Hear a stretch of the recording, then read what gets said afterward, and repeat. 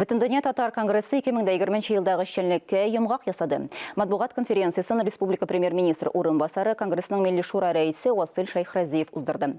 Ул белгілеп үткенче бүгінгі күндә журналистлар бүтіндүния татарлары арасында хезмәттәшлек итүдә төп рольләрнең берсен башкара.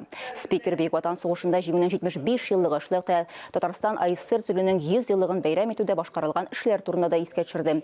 Шулай ук стратегияның бүтіндүния татарлары тәкъдимнәре һәм фикерләре ярдәмендә формулашуы турында да сөйләде. Ә инде киләсе 2021 елның 18 гыйнварында Казанда Милли шураның чираттан тыш ачык утырышы узар дип көтелә. Анда җанисәп уңаеннан татар халкына мөрәҗәгать кабул ителәчәк.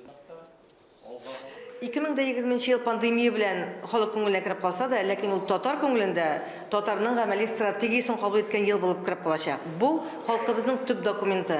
Монда безнең бүгенге яшәешебез, киләчәккә өметебез, башкарасы эшләребез, халыкның мәдәнияте, гореф-гадәтләре, йолалары, теле, дине, тарихы, гаилә кыйммәтләре бу барысында бергә алган, үз иченә туплаган документ һәм бу документта әлеге эшләрнең юнәлешләре дә билгеләнгән. Һәм менә шушы документ һәрбер татарның өстәл китабы булырга тиеш.